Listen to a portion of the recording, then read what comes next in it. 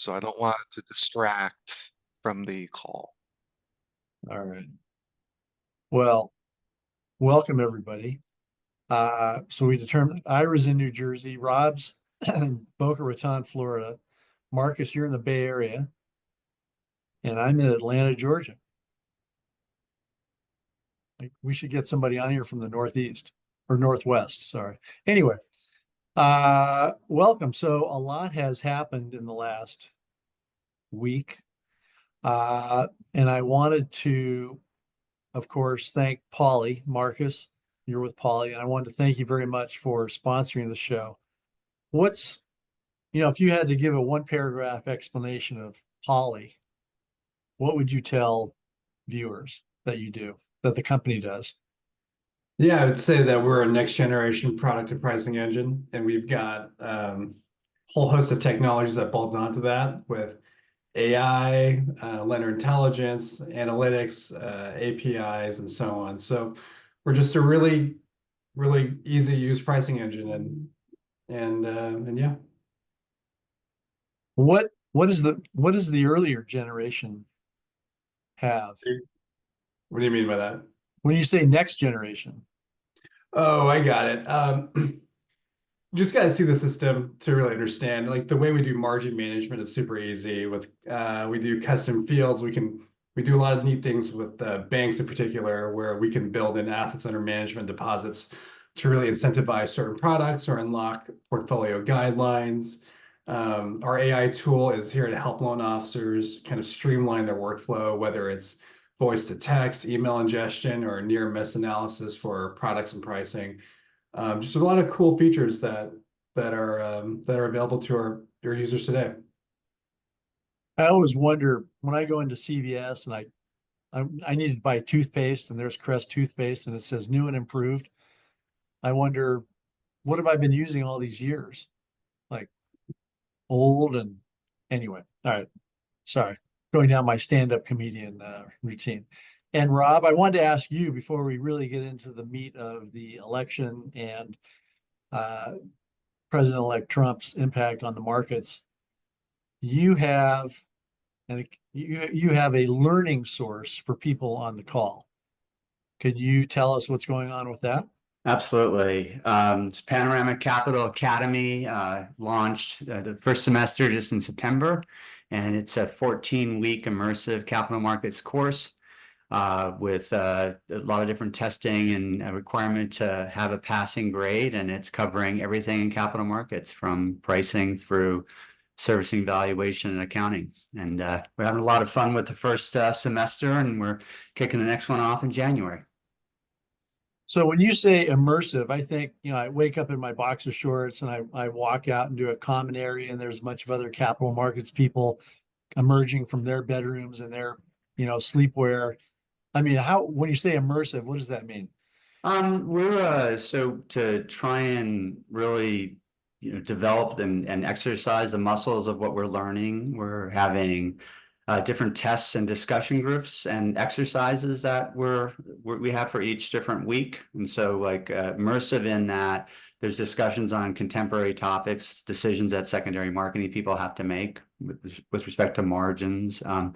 Excel exercises like how do you do securitization math, working on leverage ratios with your warehouse bank, given your funding, coming up with an MSR budget. So just a lot of content, but trying to make sure that the students have a chance to flex and exercise their knowledge through these different means. I must admit, I've never learned securitization math. So maybe I should sign up. You'd be welcome, Rob. All right.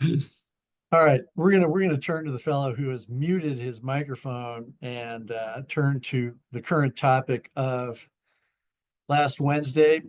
Ira, we saw a little bit of volatility. Just a little. Explain a little bit. Explain who, what, where, why, when, how. What happened. Yeah, so I mean, I guess we should sort of pick up from the last 30 days prior to the election, right? Obviously, we saw the increase in rates leading up to the election, mostly in anticipation of a Trump victory slash a red sweep. Um, and obviously, with the results coming out the next day, thankfully, obviously, we didn't want this stretched out. We didn't want a long-term volatility play here. So having those results the next day, we saw sort of what we anticipated. I actually thought it would be a little worse than it was. On considering we had the results the next day.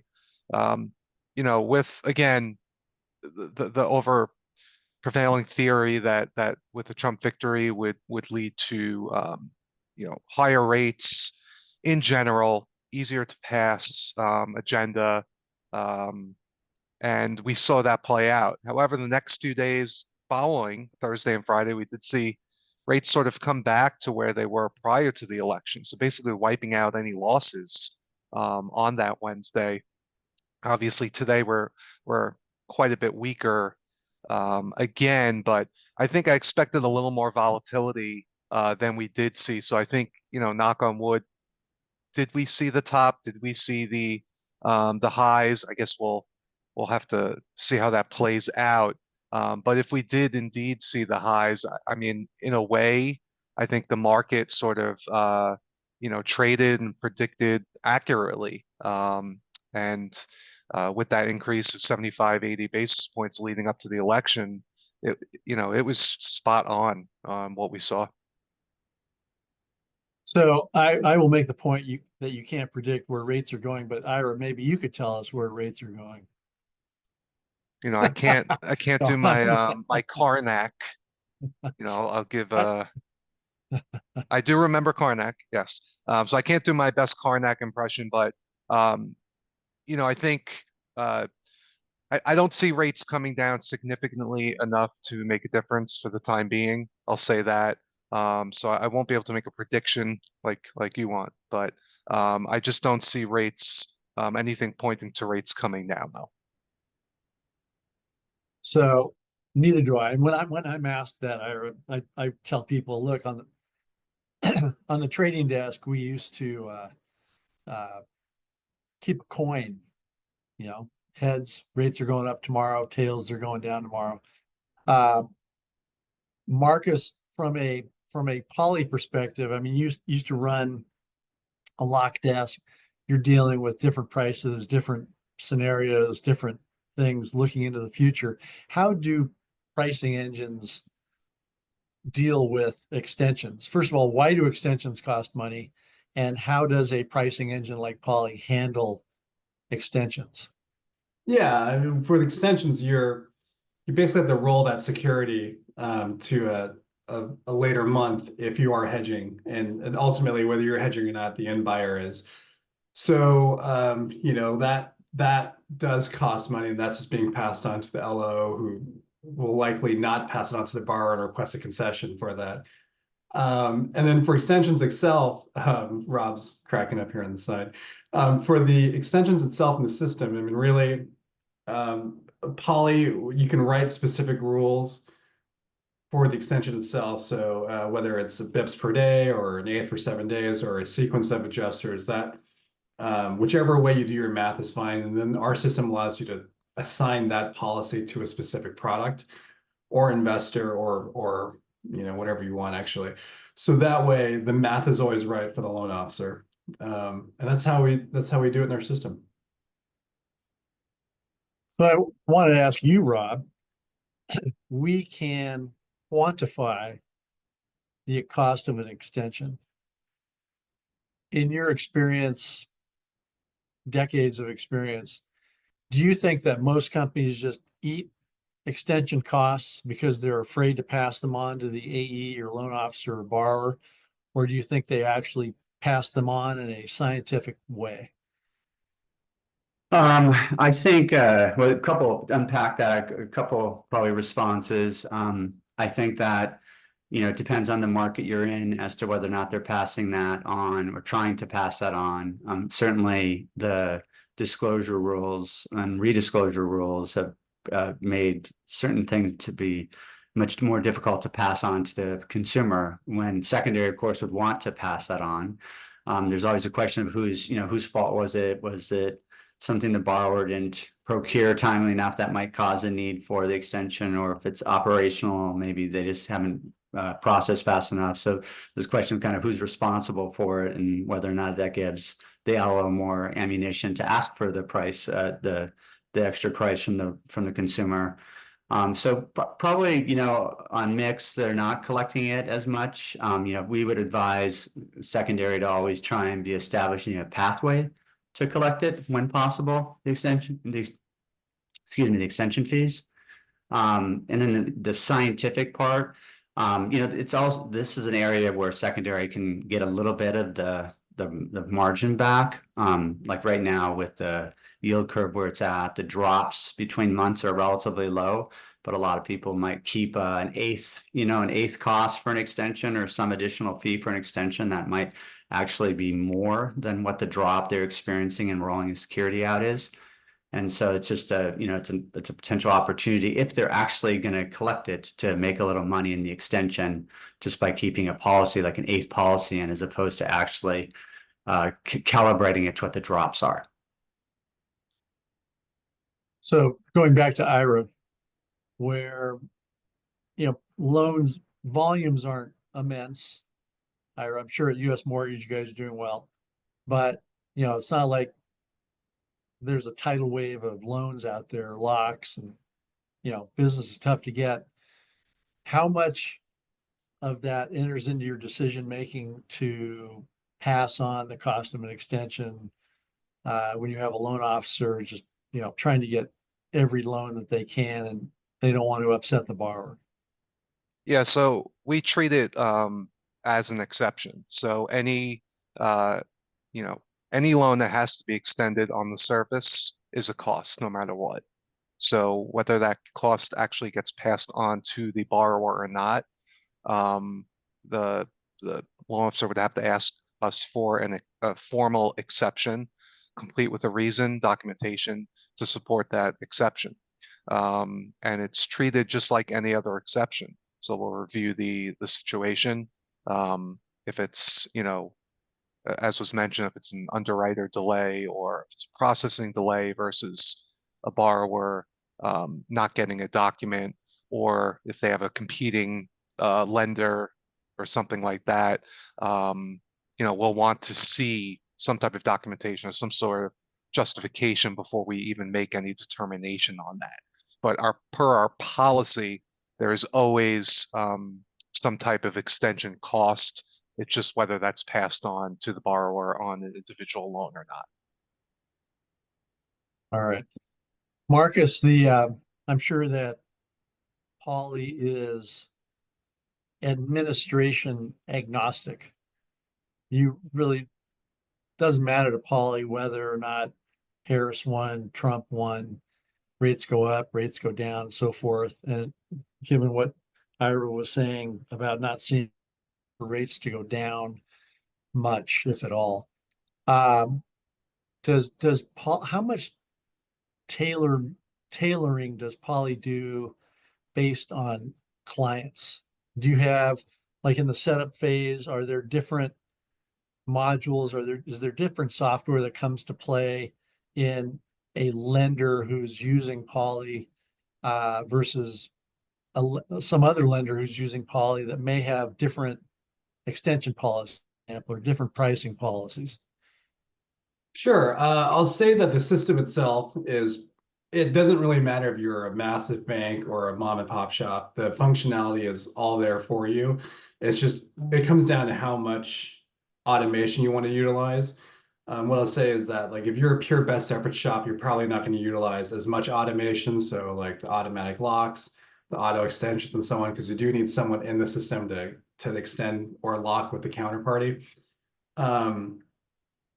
For banks, same deal. Like with a lot of banks, we'll see a lot of portfolio products that that have unique features, whether it's a liquidity analysis or an assets hurdle to get into that portfolio product, or even like a physician loan where the FICO score may not be the decision score, it's a unique score.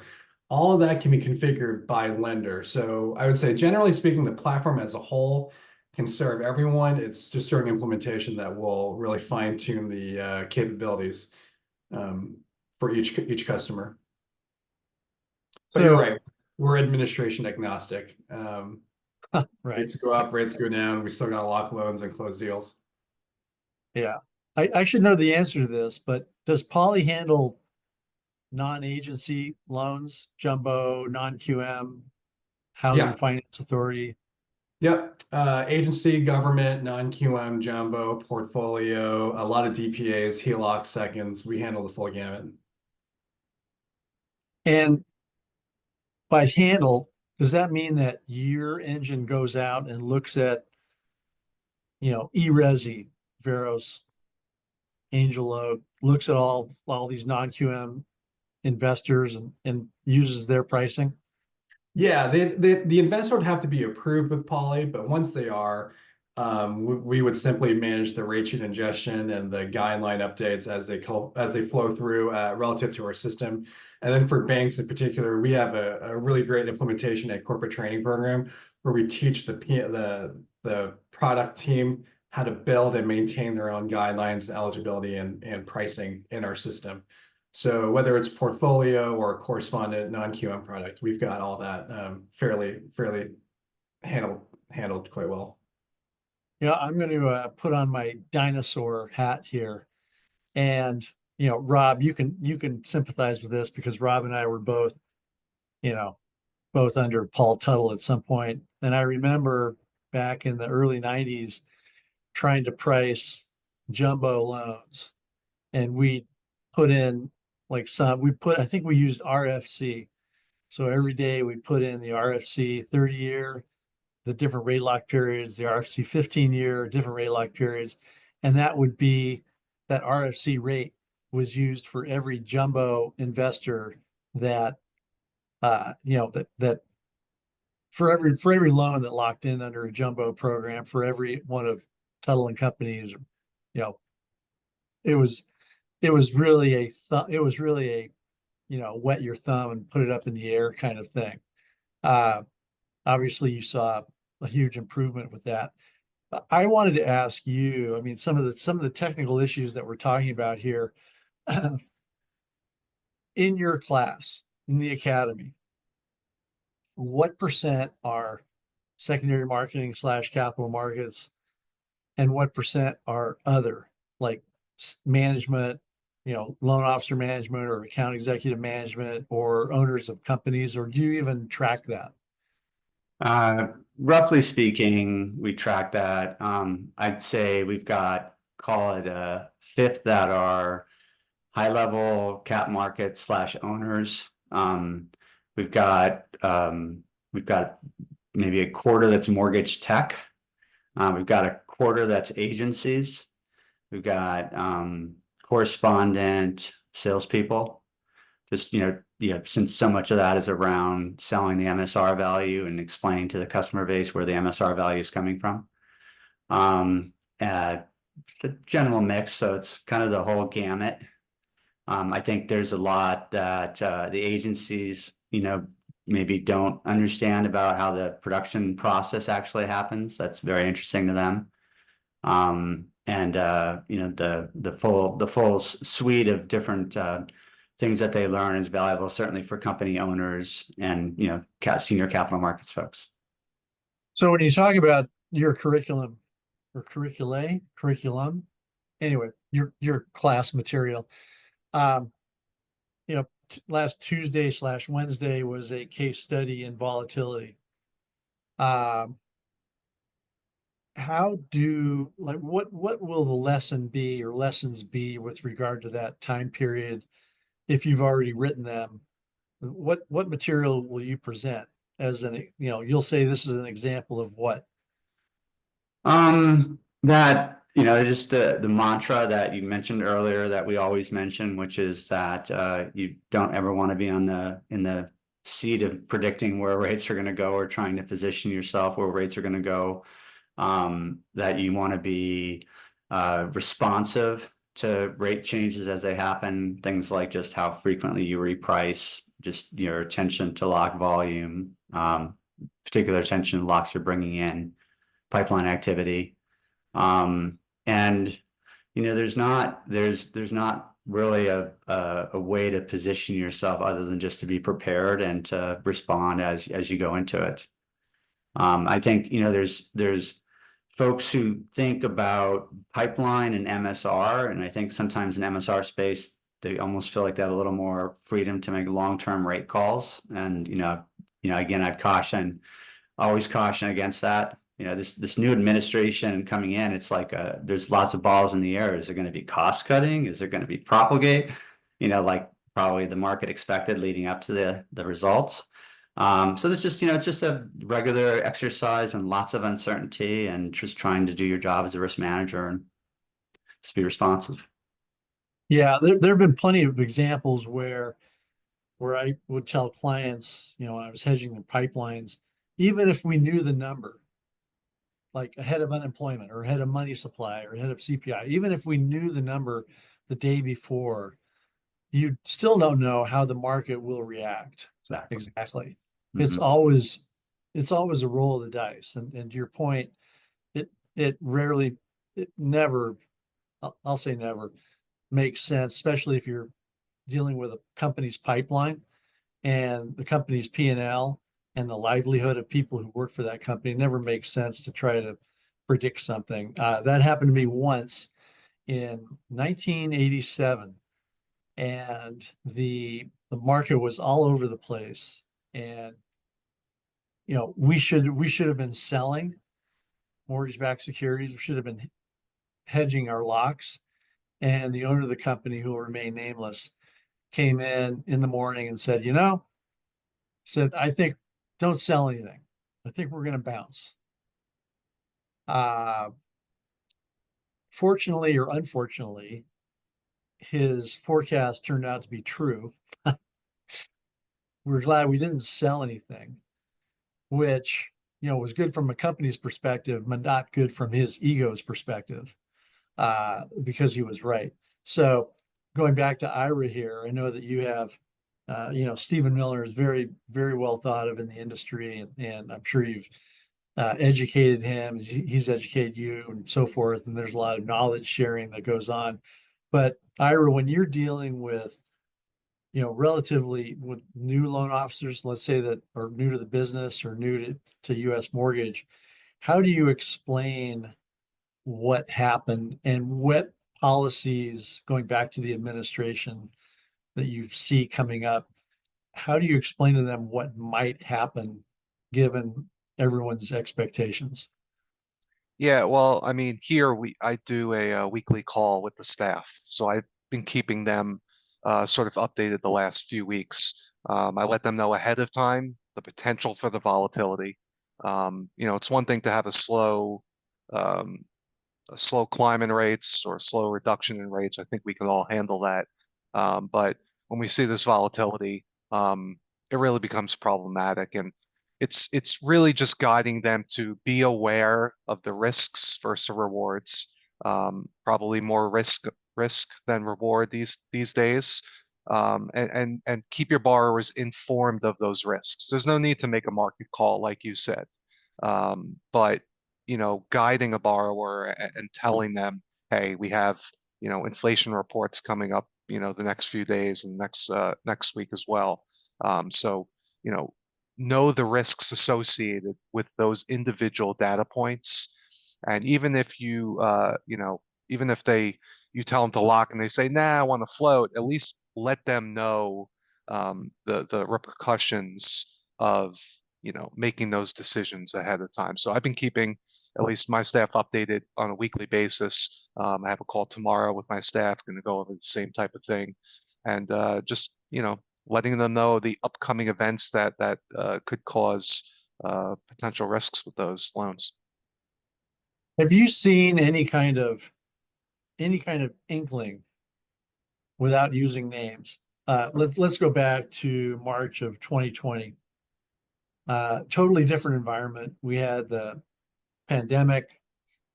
We didn't know where things were going. The Fed was getting ready to jump in, and you had non-agency investors exiting, pulling out, freezing pipelines, doing, not honoring locks, whatever it might be.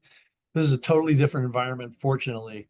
But have you seen any kind of talk out there or rate movement that would suggest any particular class of investors is becoming a little nervous or wanting to take a breather, or is the appetite for locks and volume still the overriding concern?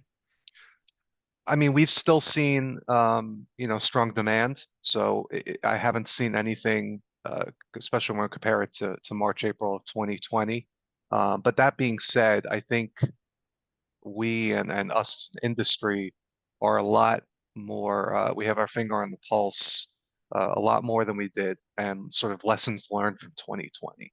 So if, if we see some type of event start to occur, I would like to think that we'd have a little more proactive reaction to events that are occurring, you know, where we had, lenders and investors saying, yeah, no worries, close that non-QM loan, we'll buy it, don't worry, we'll purchase it. And then 2 days later say, oh, just kidding, we're shutting down. So if we were to see some type of event like that, where there's smoke, there's fire, I would think that we would, pause things here and say, listen, we're hearing a little bit of turmoil. We're going to just slow things down for the moment, put a pause on things until things calm down. If it winds up being nothing, that's great. But better to be safe than sorry. Yeah, I was managing a pipeline for RPM Mortgage in 2008. And, we had locked pipelines or products that were destined for companies like Lehman Brothers. And at that point, Rob Hurt and I were talking quite a bit, obviously, or the owner of RPM. And he just decided, he made the decision, look, I'm going to endure some short-term pain from my loan officers, but I'm pulling these programs. I can't trust, Long Beach or Lehman Brothers or Solomon. I can't trust that they will honor the commitments that we have with them. And so, sorry, LOs, this program's going away effective, the end of the week. Tough decisions had to be made. And as I said, we're not near any kind of environment like that. But as I recall, from 2016 to 2020, there can be things that are announced, tweets, whatever it might be, that create volatility in the stock market or in the bond market that impact borrowers and impact borrowers' locks. So stay tuned for that, possibly again. Marcus, do you have a sense, looking at the information that Poly receives from pipelines and the flow of business, do you have a sense of what's happened, say, in the last week or two in terms of overall volume? You may actually see it before the NBA announces their application data every Wednesday morning at 7 a.m. East Coast time. But do you get a sense of what companies are doing out there volume wise? We do. We have that data internally. We don't share that outbound, but in terms of, it's interesting. So over the last 5 days, rates almost broke 7% average for conforming owner occupied in our system. They almost broke it twice, I think it was on election day, and then last Friday, I believe is the data point. It was hovering around like 6.98 and 6.97. So there is like definitely a big spike in rates and a drop in production. We're also seeing margins increase. So I don't know if that's like correlated or what that is all about, but it is quite interesting, and we'll know where we're headed. We need more data points, obviously. We need more runway to see where things are going. But generally speaking, I think my bet is on rates stay a little bit higher for longer. There you have it. Well, Rob, you've been in the business longer than Ira and Marcus have been alive.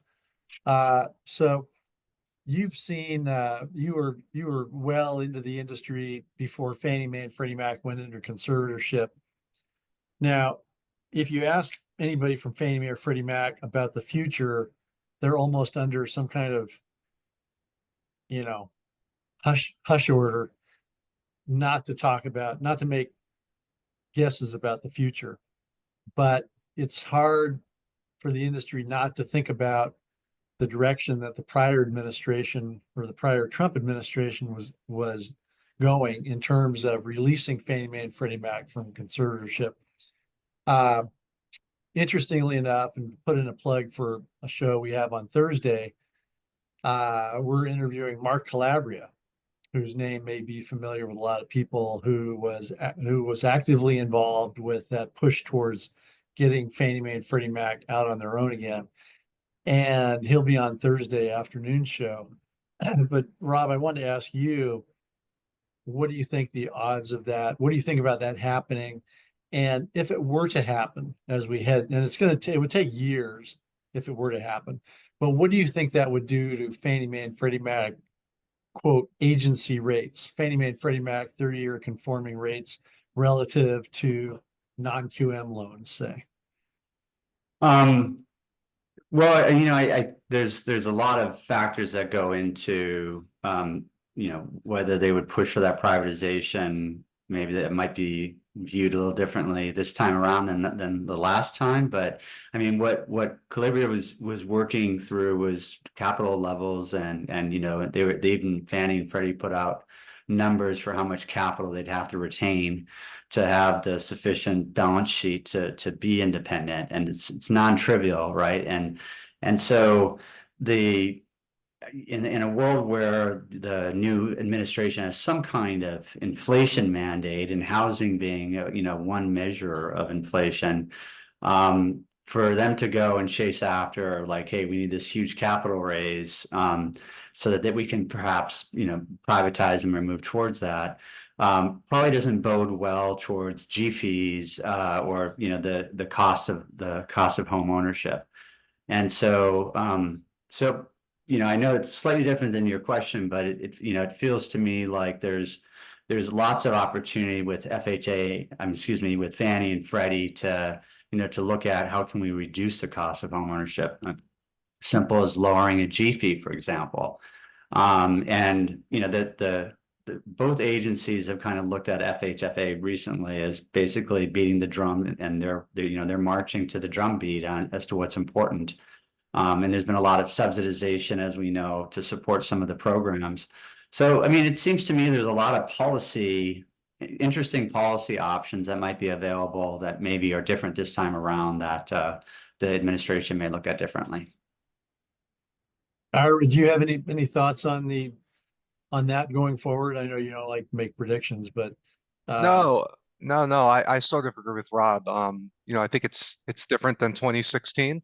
I think, from what I've seen, I haven't seen any talk from the administration or from Donald Trump in regards to privatizing Fannie and Freddie this time around. I've seen some headlines in regards to, deregulation in the construction industry and things of that nature.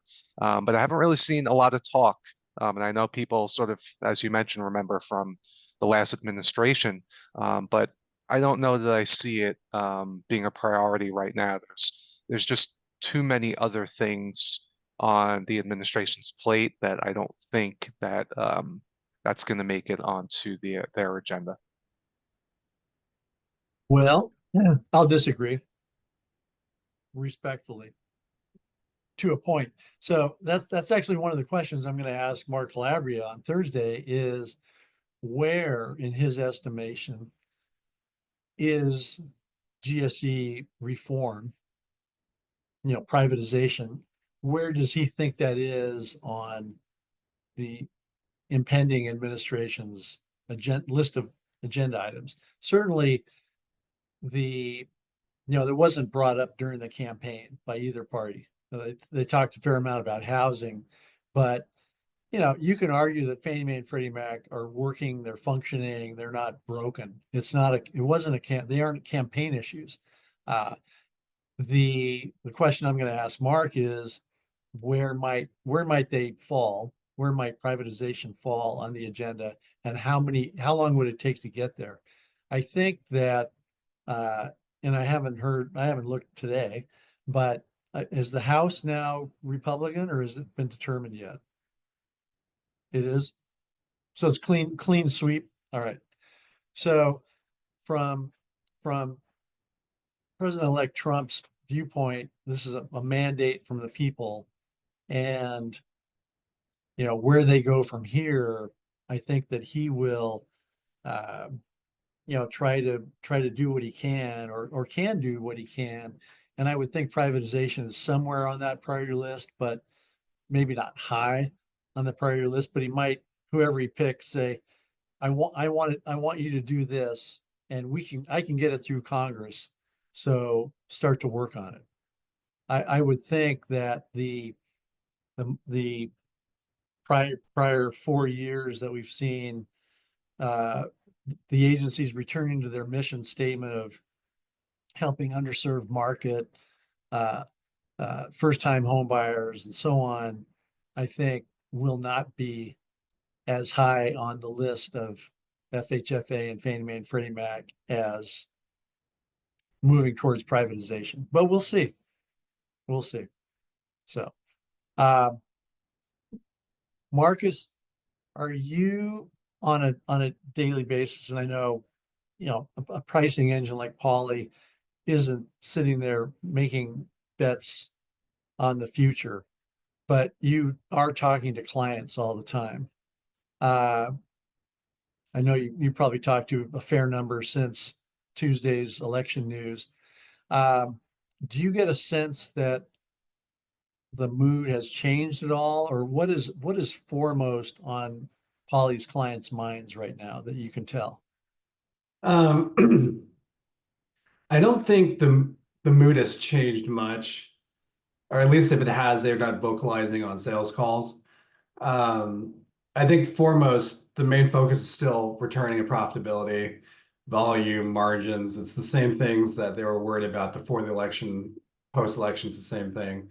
Really, it's just, how do we get past this current rate environment and move up the P&L? Yeah, staying alive. Yeah. Let's hope everyone does.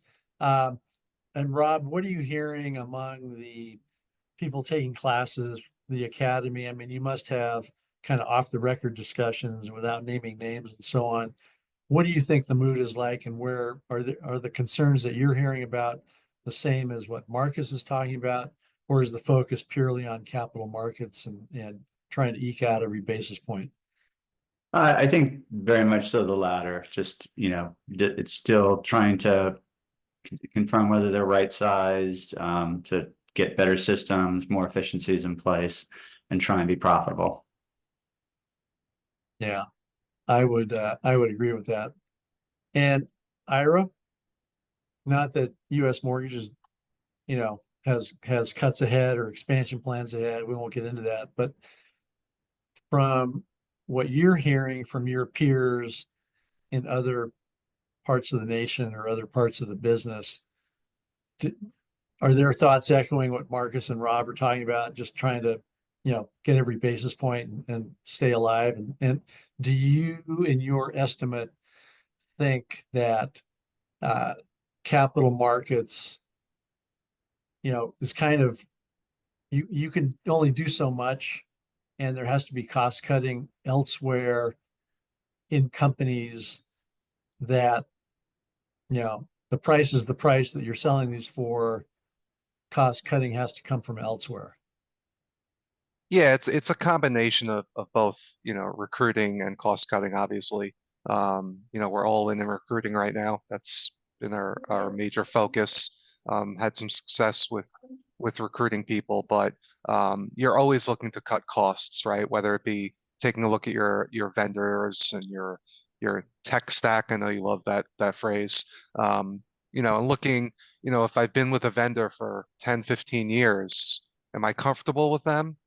Or are there new technologies out there that maybe equal to or better at a lower cost. So it's really looking at every single thing throughout your company, vendors, especially with all these new technologies coming out, analyzing the return on the investment, and looking to save anywhere you can. Yeah. I mean, it's a, it's like sailing, right? The wind changes, the tides change, the weather changes. You run low on water, you run low on electricity. Rob, I know that you have done your share of sailing. Uh, we had a question from a viewer asking how the market compares to that. Any thoughts on that? I think it was how I was teaching a school compared to that. And, I would say that we have a great community that we work in and missed it and happy to be back in the community. Well, You talking about sailing, Rob, or are you talking about mortgages? I'm talking about the mortgage community. sailing, it's not, it's not like you're sitting there. It's not like Marcus, you could put on your bikini bathing suit and, sunbathe on the bow of the boat as it plies its way through calm waters. Sailing can be rough. So Rob's been through some of that. Anyway, we're almost out of time. Marcus, any closing thoughts on companies who might be looking at poly or pricing engines and how to evaluate them and where the market's going? I would just say that tech, kind of the Ira was saying earlier, is that tech's moving really fast. There's a lot of cool companies out there, a lot of new entrants doing some really great things, and just take a look at Poly, see what we've got, and evaluate your options. Yeah, I will say this, that in Denver and other conferences that I've been to, the poly name is getting out there and in a good way. So congratulations on that to you and the company. So, Rob, any thoughts on closing here? No, I think, I mean, there's all sorts of possibilities coming up and, just it's incumbent upon all of us to be vigilant and keep trying to do better. It's the same old, yeah. Ira? No, I'll echo exactly what Rob said. Just don't try to guess the market and keep your costs down. Words to live by. Anyway, well, thank you very much, gentlemen, and thank you very much to our viewers who have tuned in. Thank you to Poly for sponsoring the capital markets segment here in the last 45 minutes. And yeah, happy trading and take care.